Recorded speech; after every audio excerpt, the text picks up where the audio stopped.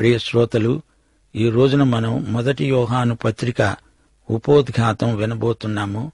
సావధానంగా వినండి. ఇది యోహాను రాసిన ఉత్తరం. ఇది రాసిన వ్యక్తి ఒక భక్తుడు, అపోస్తలుడు. ఇది వ్యక్తిగత లేఖ. ఇది అన్ని ఉత్తరాల వంటిది కాదు. ఒక ప్రత్యేక శైలిలో రాయబడిన ఉత్తరం. ఇది వింటుంటే ఆ రోజున మనల్ని ఉద్దేశించే రాశాడా అనిపిస్తుంది. ఇదొక ప్రసంగంలాగా ధ్వనిస్తుంది. ఈ పత్రికలో రచయిత యొక్క ఆత్మ తీవ్రతను మనం ఇట్టే గుర్తుపట్టగలం. యోహాను ఒక సంఘ కాపరి. ఎఫెసు సంఘంలో సేవ చేశాడు. క్రీస్తు శకం 100వ సంవత్సరం ఆ ప్రాంతంలో ఈ లేఖ రాశాడు. ఆ సంఘం 3వ తరం క్రైస్తవులు గల సంఘం. కొందరి తరం 2వ తరం. క్రైస్తవ ఉద్యమం ఆరంభ దినాలలో ప్రజల ఉద్రేకం చెప్పతరం కాదు. దేవుని మహిమ విశ్వాసులలో గొప్పగా ప్రతిఫలించింది.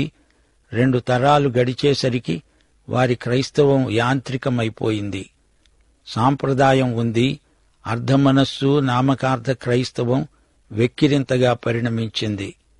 అక్రమము విస్తరించడము చేత అనేకుల ప్రేమలు చల్లారిపోతున్నాయి. ప్రజలలో ఆసక్తి సన్నగిల్లింది. శ్రద్ధ అడుగంటింది. క్రైస్తవులు ఉసూరుమంటూ బ్రతుకు బరువు ఈడుస్తున్నారు. క్రైస్తవులు తమ ప్రత్యేకతను ఇంచుమించుగా కోల్పోయారు. లోకములో ఉన్న క్రైస్తవులు లోక సంబంధులు కాకూడదు అనే ప్రభువు హెచ్చరిక మాటలు వారు మరచిపోయారు. యోహాను ఈ పత్రిక రాస్తున్నప్పుడు సంఘానికి శ్రమలు, హింసలు కలగలేదు గాని సంఘం లోపల విశ్వాసులు బలహీనులవుతున్నారు. మత్తయి సువార్త 24వ అధ్యాయం 11వ వచనం ఈ పత్రికా కాలం నాటికి నెరవేరినట్లు కనిపించింది. అనేకులైన అబద్ధ ప్రవక్తలు వచ్చి పలువురిని మోసపుచ్చారు. అక్రమము విస్తరించింది. అనేకుల ప్రేమ పూర్తిగా చల్లారిపోయింది. క్రూరమైన తోడేళ్లు సంఘంలో ప్రవేశించాయి. వారు మందను కనికరించకుండా పాడు చేసి విడిచారు. సంఘం లోపలి శోధన ఇది. నాయకులు తమ లౌకిక జ్ఞానంతో సంఘాన్ని వృద్ధి చేస్తామనుకున్నారు. కాని అది వృద్ధి కాదు, ఆధ్యాత్మిక క్షీణం. ఆత్మే ముఖ్యం, శరీరం మంచిది కాదు, అది అంత ముఖ్యం కాదు అనే వేదాంతం వారి తలకెక్కింది. పదార్థం ఏదైనా అది చెడ్డదే, శరీరం పదార్థం గనుక అది చెడ్డది అని వీరి సిద్ధాంతం. అయితే ఆత్మ ఈ శరీరంలో బంధించబడి ఉంది. ఆత్మ దేవుని బీజం. దీన్ని విడుదల చేయడమే పరమార్థం అని వీరు బోధించారు. ఈ ఆత్మ విడుదల అందరికీ అసాధ్యం. కొందరికి ఈ విశేష జ్ఞానం ఉంటుంది. శరీరమనే చెర నుండి ఆత్మను విడిపిస్తామని ఈ వేదాంతులు చెబుతూ ఉంటారు. వీరినే గ్నోస్తిక వేదాంతులు అంటారు. 1 యోహాను 2వ అధ్యాయం 19వ వచనంలో వీరిని గురించి రచయిత స్పష్టంగా చెప్పాడు. వారు మనలో నుండి బయలు వెళ్లారు గాని వారు మన సంబంధులు కారు. వారు మన సంబంధులైతే మనతో కూడా నిలిచి ఉండేవారే. అయితే వారందరూ మన సంబంధులు కారని ప్రత్యక్షపరచబడినట్లు వారు వెళ్లిపోయారు. తాము గొప్ప ప్రవక్తలమని వారు చెప్పుకున్నారు. 1 యోహాను 4వ అధ్యాయం 1వ వచనం, ప్రియులారా, అనేకులైన అబద్ధ ప్రవక్తలు లోకములోనికి బయలు వెళ్లి ఉన్నారు గనుక ప్రతి ఆత్మను నమ్మక ఆయా ఆత్మలు దేవుని సంబంధమైనవో కావో పరీక్షించండి. వారు సంఘములో నుండి బయటికి వెళ్లిపోయినప్పటికీ వారి బోధల చేత సంఘస్థులెందరో ప్రభావితులయ్యారు.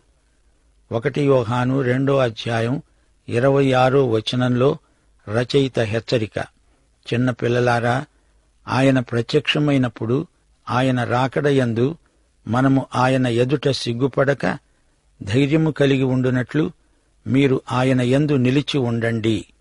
యేసు మెస్సీయా కాడని వారి దుర్బోధ. కొందరైతే యేసుకు భౌతిక కాయమే లేదనే తప్పుడు సిద్ధాంతాన్ని ప్రచారం చేశారు.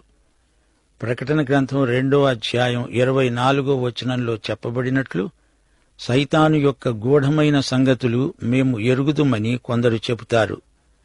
తన పత్రికలో యోహాను ఈ గ్నోస్తిక వేదాంతుల వాదాన్ని నిర్ద్వంద్వంగా ఖండించాడు. 1 యోహాను 1వ అధ్యాయం 7వ వచనం, ఆయన వెలుగులో ఉన్న ప్రకారము మనము వెలుగులో నడిచిన ఎడల మనము అన్యోన్య సహవాసము గలవారమై ఉంటాము. 2:9-11 వరకు వెలుగులో ఉన్నామని చెప్పుకుంటూ తన సహోదరుణ్ణి ద్వేషించేవాడు ఇప్పటి వరకు చీకటిలోనే ఉన్నాడు. తన సహోదరుణ్ణి ప్రేమించేవాడు వెలుగులో ఉన్నవాడు. అతని యందు అభ్యంతర కారణమేదీ లేదు. తన సహోదరుణ్ణి ద్వేషించేవాడు చీకటిలో ఉండి చీకట్లో నడుస్తున్నాడు. చీకటి అతని కన్నులకు గుడ్డితనము కలుగచేసింది గనుక తానెక్కడికి పోతున్నాడో తనకే తెలియదు. ఆయన మన నిమిత్తము ప్రాణం పెట్టాడు గనుక దీనివలన ప్రేమ ఎట్టిది అని తెలుసుకుంటున్నాము. మనము కూడా సహోదరుల నిమిత్తము ప్రాణము పెట్టబద్ధులమై ఉన్నాము.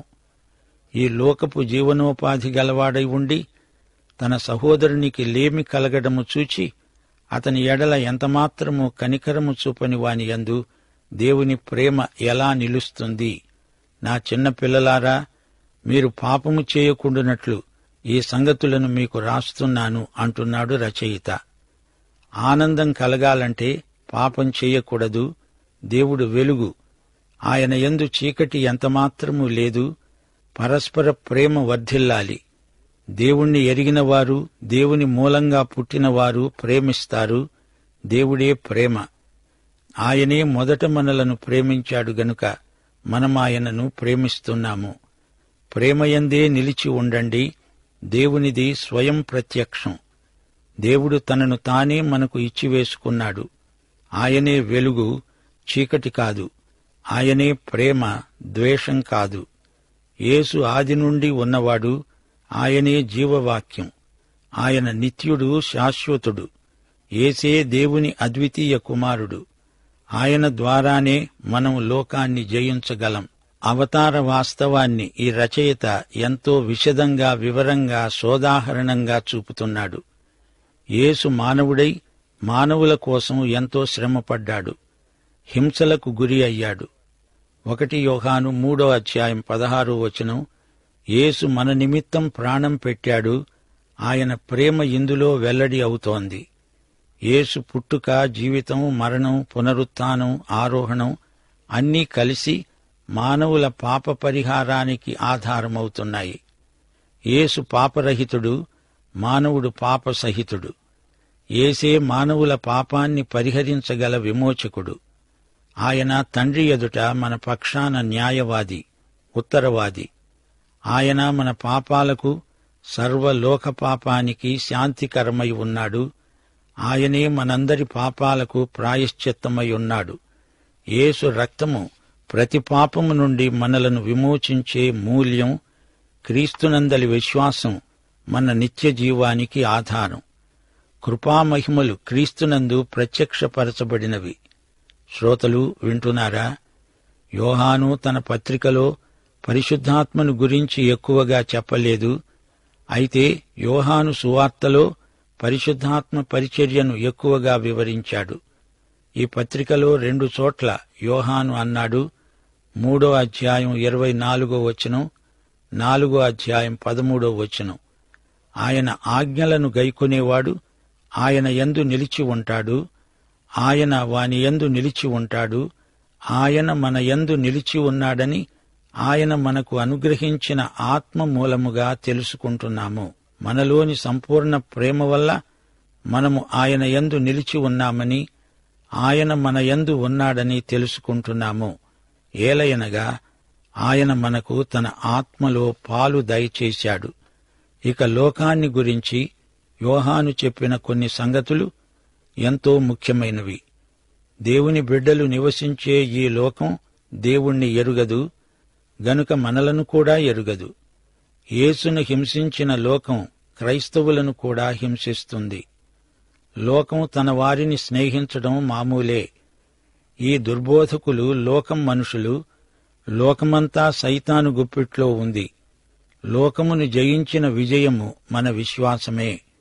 1 యోహాను 5:4 లోకము దాని ఆశ గతించిపోయేవే.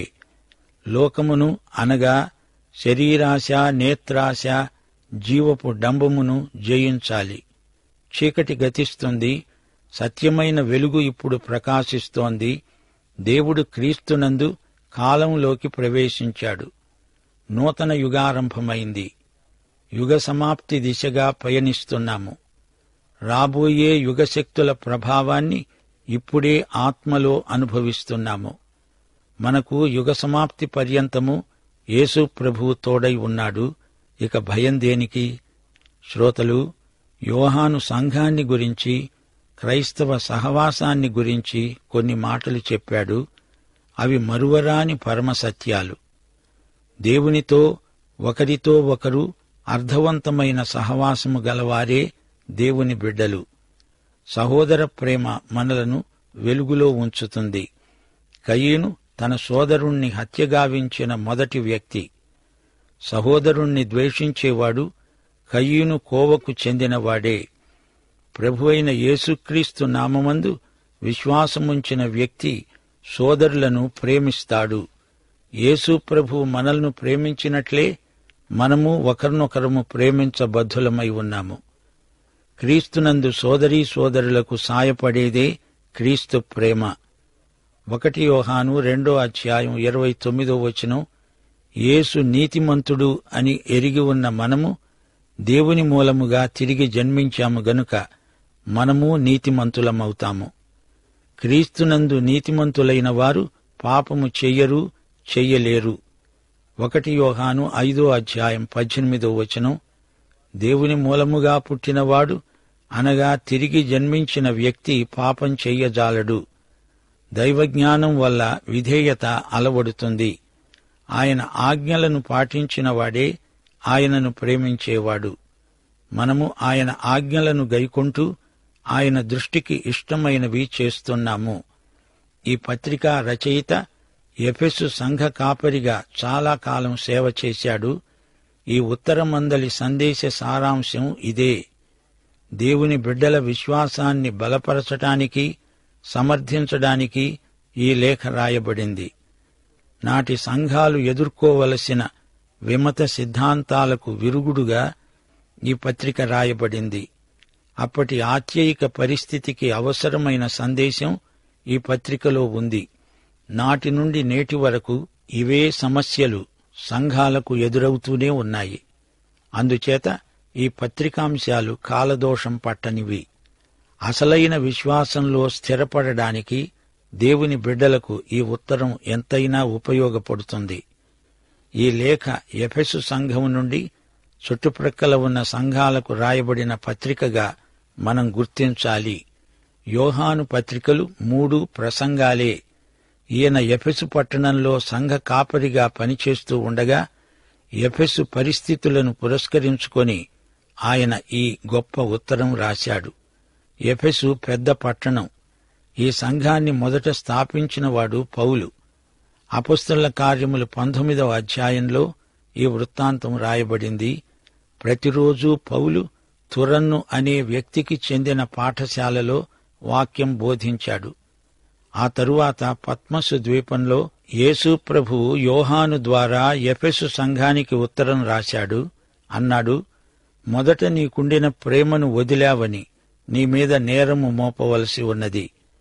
అక్రమము విస్తరించటము చేత రానురాను అనేకుల ప్రేమలు చల్లారిపోతూ వచ్చాయి.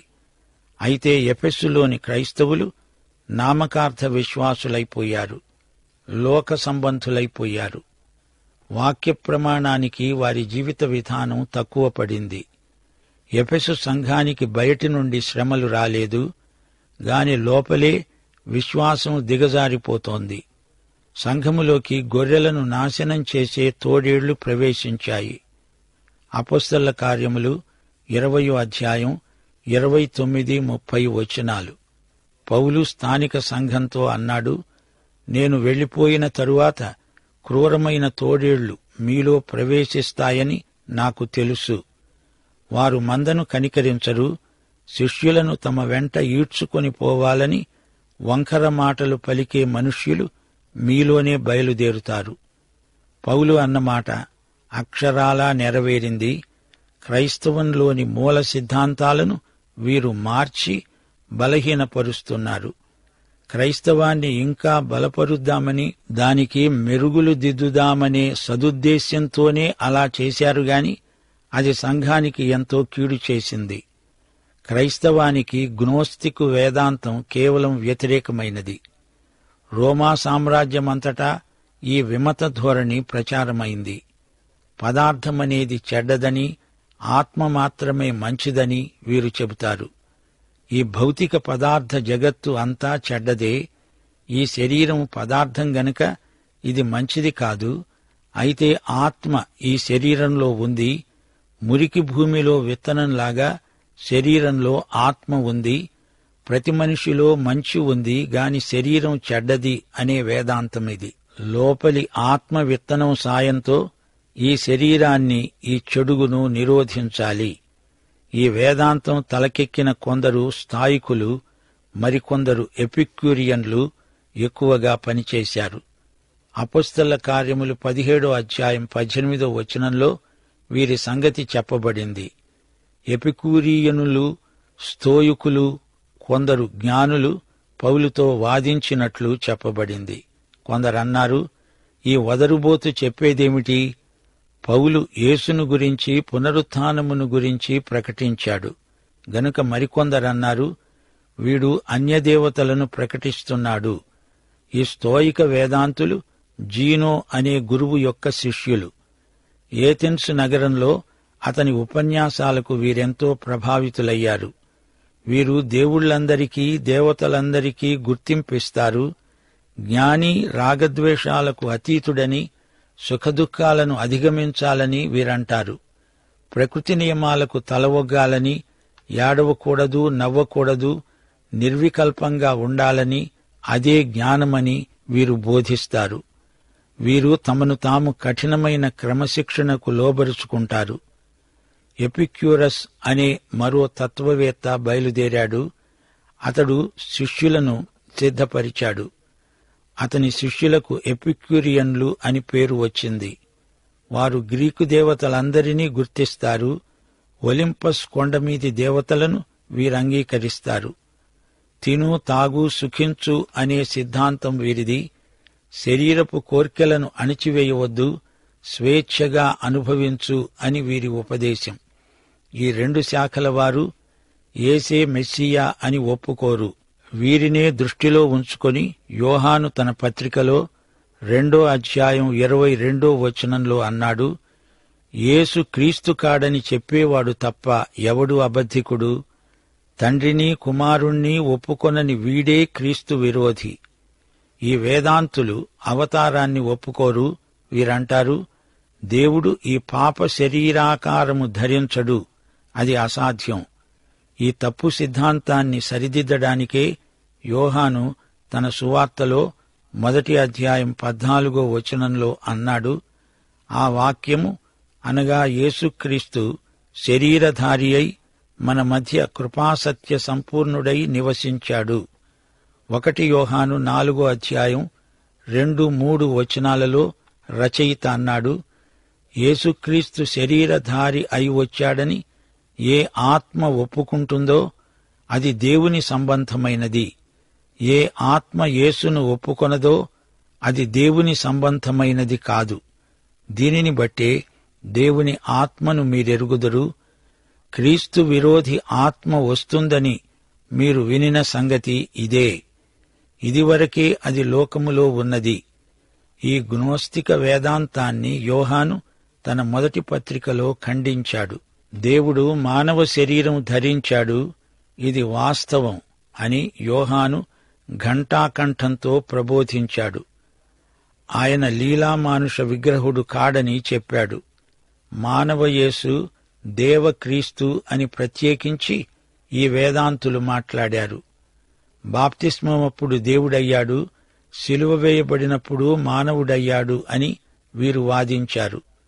సిలువ మీద దేవత్వము ఆయనను విడిచిందని వారు సిద్ధాంతీకరించారు. ఈ పత్రిక గ్నోస్తిక సిద్ధాంతాన్ని సరిదిద్దడానికి రాయబడింది.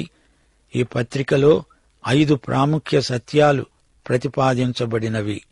1, మాతో కూడా మీకు సహవాసము కలుగునట్లు మీకిది తెలియజేశాము. మన సహవాసమైతే తండ్రితో కూడా ఆయన కుమారుడైన క్రీస్తుతో కూడా ఉన్నది. 2, మన సంతోషము పరిపూర్ణమవడానికి ఈ సంగతులను రాస్తున్నాము. 3, మీరు పాపము చేయకుండా ఉండాలని ఈ సంగతులను మీకు రాస్తున్నాను. 4, దేవుని కుమారుని యందు విశ్వసించాలి. ఈ సంగతులు అందుకే మీకు రాస్తున్నాము. 5, మీరు విశ్వసించి నిత్యజీవము పొందునట్లు ఇది మీకు రాస్తున్నాను.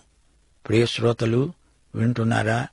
ఇది కుటుంబ పత్రిక, దేవుని కుటుంబ పత్రిక. పౌలు పత్రికలన్నీ సంఘ పత్రికలు. యేసుక్రీస్తునందలి విశ్వాసం మనల్ని దేవుని కుటుంబంలోకి, అనగా ఆయన కుమారత్వంలోకి నడిపిస్తుంది.